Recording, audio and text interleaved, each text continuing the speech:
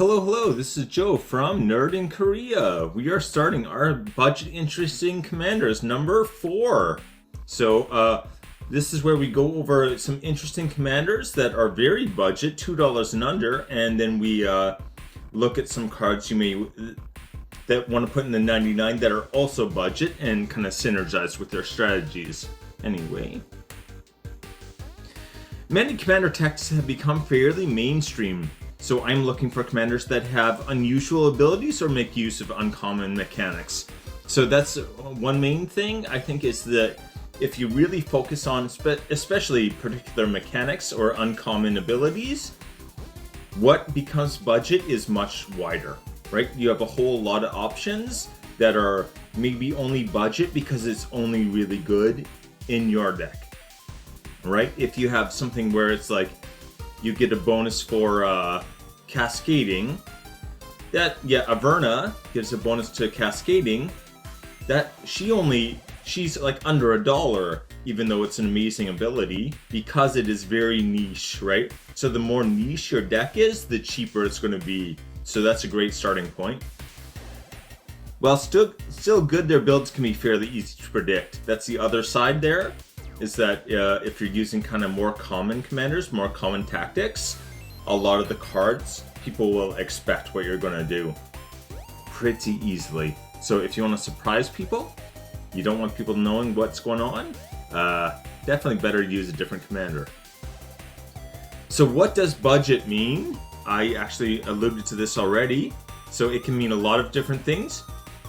Some people think $10 is budget. Oh, I mean, in the scheme of Magic cards, $10 is kind of budget, but if you're like, say, a teacher like me, $10 is a pretty high budget for one piece of cardboard. Yeah.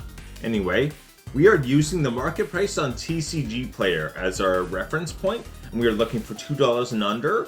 I actually have one on this list that the market price is above $2, but you can find it for less than $2. That's kind of my one loophole there.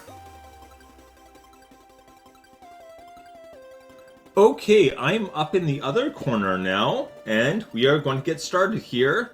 Looking at our number 5, it is Thalia and the Gitrog monster. This is actually our one that is just above the budget, but you can buy it under, okay? You can buy it under $2, although the market price is technically just over $2. Has multiple possible builds. This is actually a very flexible commander. Best to focus on death triggers and playing extra lands, right?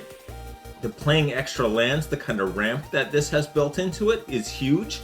And sacrificing a land may sound like a really bad idea, but in the right deck, especially when you play extra lands, if you're able to play out of your graveyard, that actually becomes quite an advantage pretty quick. Alright, so you may play an additional land on each of your turns. Alright, first strike and death touch. That's a great combination, right? First strike, death touch, like before they even deal damage to you, or if they're blockers, they're just gonna die. Anyway, a 4/4 as well. Creatures and non-basic lands your opponents control enter the battlefield tapped. This does help. Again, a lot of people think, oh, well, that doesn't really do that much. It changes a lot of equations. Even, creatures and non-basic lands your opponents control. So there are plenty of lands that can enter untapped that are dual lands or even tri-lands, and making it so that they enter tapped guaranteed just like stalls. It's like, oh, is it worth it? Should I just keep playing basics or should I go for this dual land, right? It does change the equation pretty quickly. Also, the creature's anti-haste, right? Summoning Sickness keeps them down usually for the first turn. If you're playing someone with a haste deck, they're just going to be flying at you, right? Constantly. This taps them down automatically. So they haste, no haste, doesn't matter. You're basically not doing anything your first turn. And whenever Thalia and the Gitrog monster attack, sacrifice a creature or land, then draw a card. Okay, so you got your card draw and a sacrifice. Maybe you're like, oh, that doesn't sound very good, sacrificing things. It can be very good, right? It's about building things into your deck, getting lots of death triggers on things. And also remember, this has white and black, both colors that are very good at getting stuff back out of the graveyard. Green too can do that. So really all three of its colors will be pulling, you can easily find things to pull things out of the graveyard. This might actually make it like cheaper to cast things at times, but anyway, yeah. Don't underestimate death triggers. They are usually better because it is like, oh, you're having to sacrifice something, so we're gonna make this better than just a tap ability or something. Okay, so let's look at some. Tiziana, Protector of Aragoth. Titania. I knew I was gonna say that wrong. Titania.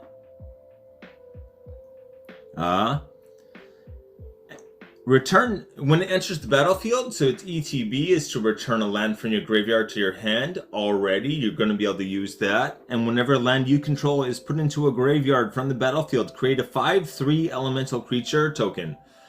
5/3. That's not small, right?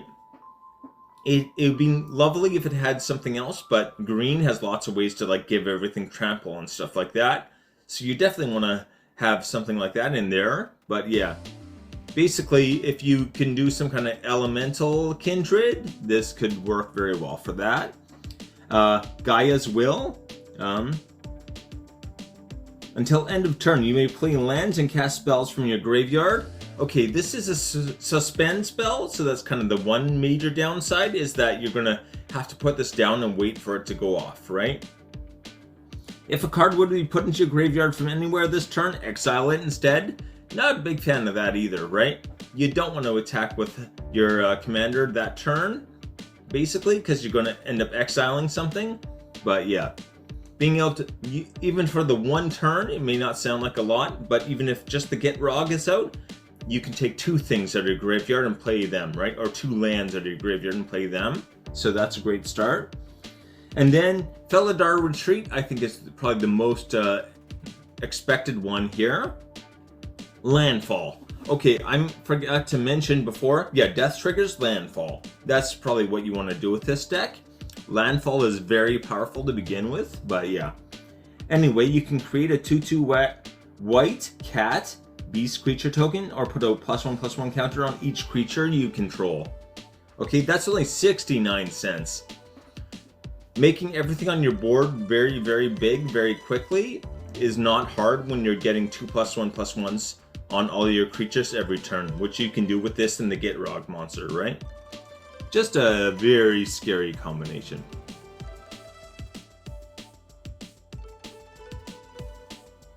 Number 4, Zaxara the Exemplary. Alright, so X spells cost, X cost spells commander. Creates extra mana. Okay, what the commander actually does is add 2 mana of any one color and Death Touch. Okay, Death Touch is always nice. And whenever you cast a spell with X and its mana cost, create a Hydra creature token, then put X +1/+1 counters on it. So yeah. Again, if you cast an X spell and say you pay 5 for X, you make a 5/5. If you pay 7 for X, you make a 7/7. Very quickly gets out of hand. Basically, any kind of +1/+1 counters deck, or like deck where you're getting lots of value out of tokens, this will do very well. Yeah, basically it rewards casting big spells. X cost spells can be great to begin with, but you're adding to that a token that can be massive. Every turn, you can create potentially multiple of these, right? If you have enough mana and spells, you could just keep cranking these out. So yeah. Anyway, 29 cents only for that one. So some great X cost spells is what we're looking for here. This was actually on my list of mono black ones. First up, this spell can't be countered, right? Slice from the Shadows can't be countered. Target creature gets -X until end of turn. This is great because it does get around indestructible, right? board wipes are great, but yeah, those indestructible creatures will just sit right through the board wipe and not care. This gets rid of them. The minus counters actually work versus indestructible, okay? It's something, a tool I would have in any deck, really. Any deck with black, I guess. But yeah, 15 cents. Rampage of Yao Guai. I need to practice saying these before. I didn't see this card before, and I wish I had. There's a deck I'm putting together that could really use this. When it enters the battlefield, put X+1/+1 counters on it. So this is great, kinda, because you're going to create this with X+1/+1 counters and another creature. So you're almost cloning it in a way. It won't have vigilance and trample, unfortunately. The token won't, unless you do that somehow too, which is very easily done. Anyway, when it enters the battlefield, destroy any number of target artifacts and or enchantments with total mana value X or less, right? So you're getting kind of a triple effect out of this this one. He gets the +1/+1 counters. You destroy mana value X, enchantments, and artifacts, so you can do a lot of damage. I also like that you're picking, right? You're specifying this. It's not just like a board wipe where you destroy everything including your own stuff. You're being very selective here. Anyway, and you're making the token. So yeah, 3 effects on one card if you've got your commander out. When you cast the spell, you gain half X life and draw half X cards. Life gain is nice. Drawing the cards. Oh my gosh, you get to draw a bunch of cards off of this. It has flying and trample, which is kind of a weird combination, but still good. Right? People won't have as many flyers, so getting that trample effect to go over, not as difficult. Also, flyers are often lower toughness, except for like dragons and things, so yeah. Hydroid Process enters the battlefield with X+1/+1 counters. Again, you're making this as big as you can, and you'll also get a token, and this like extra effect. 2 extra effects, I guess. Half life gain and half the card draw. The card draw being the really incredible part. Anyway, a whole 60 cents for that one. That's a card I would get. Actually, I want to order that soon. But yeah, that's a card that's good to have just kicking around because it can fit in so many things.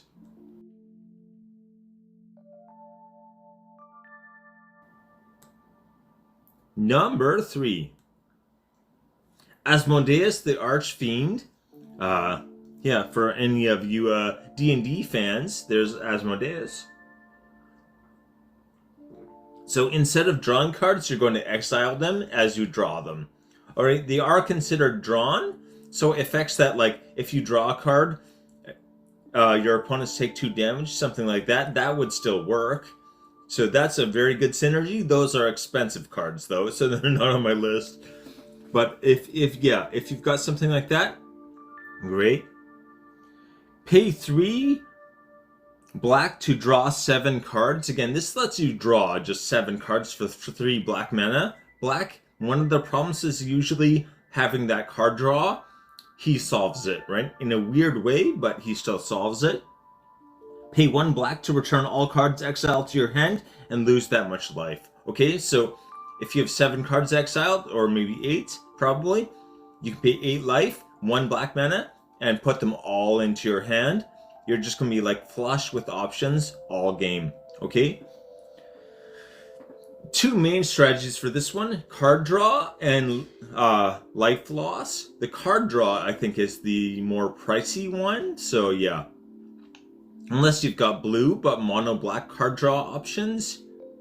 Yeah, definitely pricier. Anyway, this is 99 cents. Scourge Familiar. You can discard a card anytime you want. This is actually, even just having a discard outlet like this is pretty incredible. I should put this in all kinds of things. But anyway, discard a card, add 1 black mana.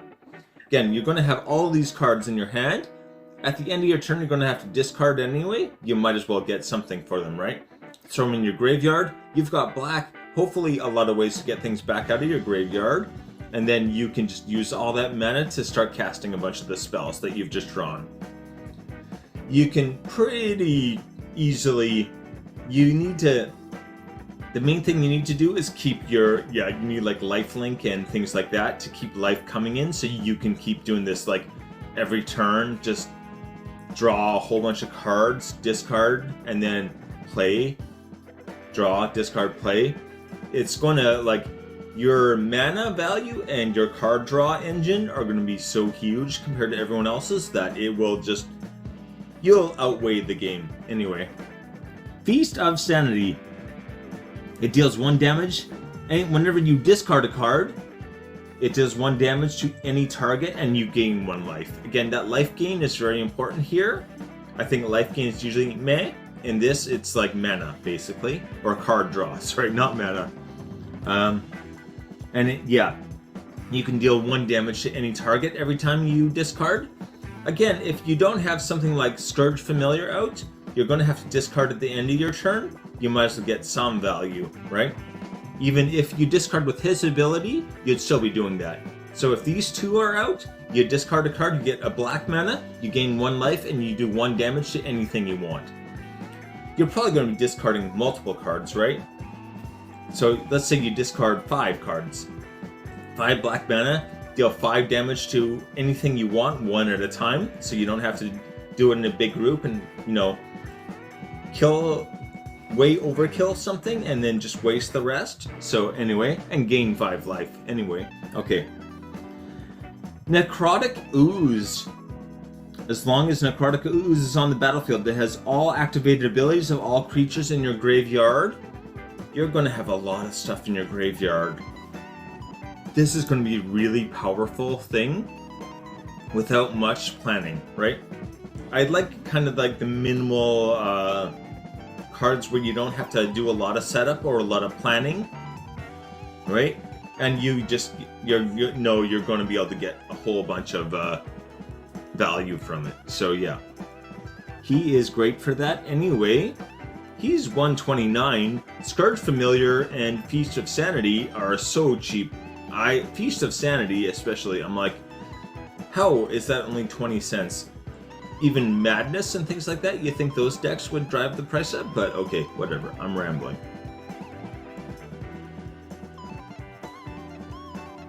Number 2. Queen Kaya bin Krug. One of the cheapest ones here. Okay. Discard heavy commander. We're looking at another commander that will probably be doing a lot of discarding. Unfortunately, it's Boros this time. Red-white, which is the white you can get some value out of. Red, not so much, but okay. Allows you to return to the battlefield up to 3 artifacts or creatures per activation, okay? Allows you to avoid casting spells. This is something that's kind of like a sneaky advantage to this card. You pay for it, you tap her, discard all the cards in your hand, which sounds very bad. Then draw that many cards, so you're going to be basically cycling things out of your hand to your graveyard and then out of your library to your hand. Having something that puts things back from your graveyard into your library, I think is very important. But anyway, you may choose an artifact or creature card with mana value 1 you discarded this way, and then do the same with mana values 2 and 3. Okay, so you can get up to 6 mana's worth of stuff played from your graveyard. The sneaky advantage there is that you're not casting, right? There's no casting. They've got counterspell, don't care, right? Counterspell doesn't work against abilities. You need something that stops them from playing from the graveyard. Again, not as common an effect. So even you look at something where it's like a lot of effects maybe don't let you cast from exile. This is not casting, it's not from exile. That won't work. That won't do anything. The only thing they can do is counter her ability before it goes off. Once her ability goes off, that's it. Those things are coming in, right? You discard your hand. Hopefully you've got at least a couple things that you can put in there and that you can put in the graveyard to get that straight down to the battlefield.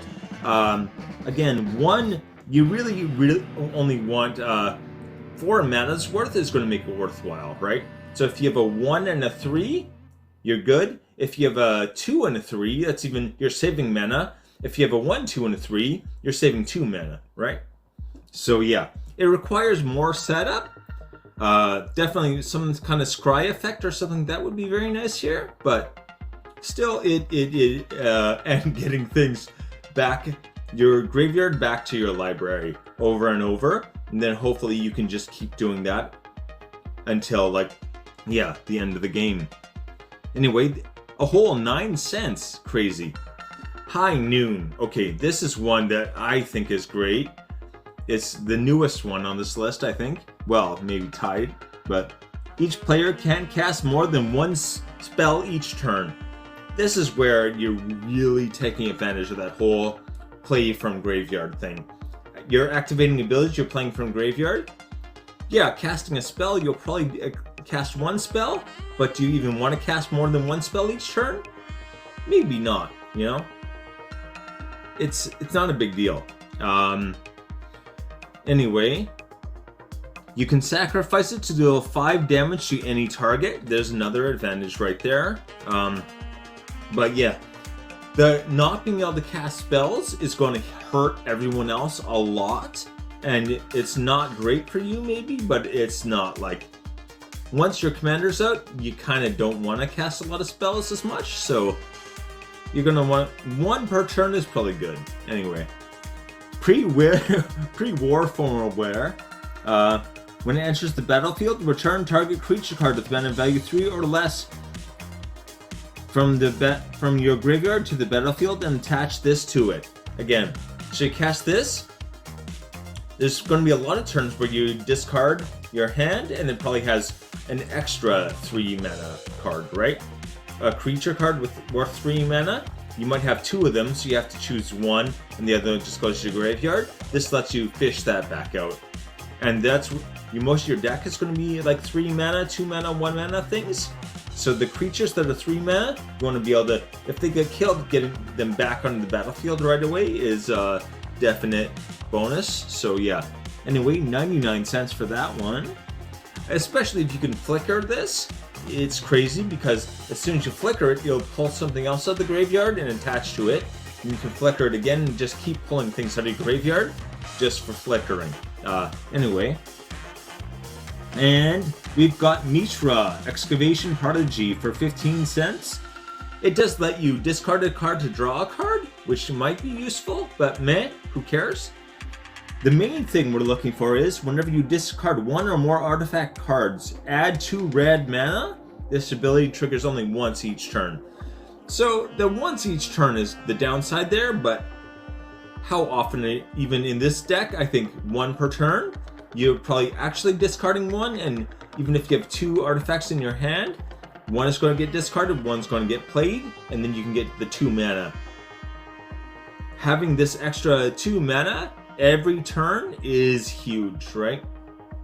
2 red mana. It's like a red soul ring that you have just for playing your deck. 15 cents? Oh boy. Yeah. I have this card.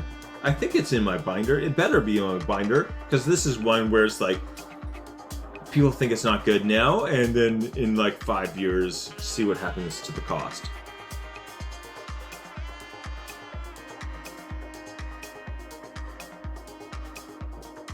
Anyway, our number 1.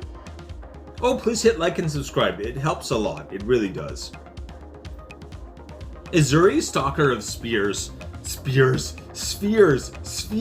Joe. I stopped focusing for like 1 second. I can't talk. Anyway, Proliferate Commander. Gain an extra Proliferate trigger for 3, right? Anytime you proliferate, you can pay 3 and then it'll double. This is also really amazing because every time you proliferate, if he's on the battlefield, you draw a card as well. So really, for 3 mana, you get an extra proliferate and draw an extra card. You're going to draw 2 cards instead of 1 and proliferate twice. That's crazy. That is so good. Every single time you proliferate. Proliferating many times in 1 turn, not that difficult to do. Especially if you start to get mana sources that you can proliferate token counters on to make them give you more and more mana, it very quickly gets out of control. Anyway, 50 cents for that one. This does lend to a lot of different strategies. +1/+1 counters and infect are probably the two main places people's heads go. Infect being the unpopular one. If you're going to be playing infect with this, run it past people first. Anyway. Rollesque Apex Hybrid. Okay? So when it enters the battlefield, put 2/+1 counters on another target creature you control, and when it dies, proliferate, then proliferate. So again, if you do this when your commander's out, you can pay 6 mana and do it 4 times, drawing 4 cards, and putting 4 counters on things. So if they have a +1/+1 counter, they're going to get 4 more. Trample, right? Trample. That's what Trample's for. Anyway, Flux Channeler. This is probably the #1 most widely known card on my list. Whenever you cast a non-creature spell, proliferate. Again, that's 135. There's also, what is it called? I'm spacing, of course, because I'm recording. Not Sylvan Offering. I'm close, but anyway. Whenever you cast a creature, you can proliferate as well. With this one green card, that's very standard. And I was like, I'm not going to put that in because everyone knows it. And no, I can't remember what it's called, of course. Anyway, Astral Cornucopia. Okay, XXX. Again, so you're going to put X counters on it to get 1 counter. It costs 3. To get 2 counters, it costs 6. To get 3 counters, it costs 9. Okay, so that's steep, right? That's very expensive, but choose a color, add 1 mana of that color for each counter on it. Again, what you really want to do is maybe just start with like 1 or 2 and then proliferate it. Every time you proliferate, you make an extra mana with this, basically. This can create an extra mana every turn, right? Or even more than once per turn if you can untap it. Which would be great. But yeah, so yeah, start proliferating and then you just like, this takes off. This can easily be creating more than 10 mana per turn after like 2 turns of you, proliferating and then doubling those proliferates with your commander. It's just very easily doable. Even if you start out with 1 or 2 charge counters on it, you can just stack them up pretty quickly. Someone's going to want to kill your artifact, just the downside there. But anyway, that is 79 cents. Absolutely incredible card in this deck. Just like crazy, crazy good.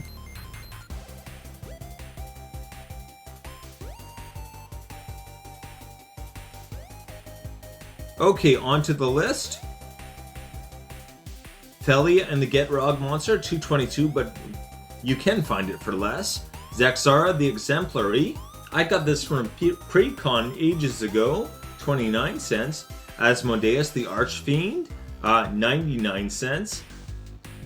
Very interesting mono black one. Again, mono black, one of their problems usually is card draw. So he just like solves one of the major problems right off the bat. You're kind of exchanging that for the life gain problem, but that's something you can probably use. Queen Kayla bin Krug, 9 whole cents for that one.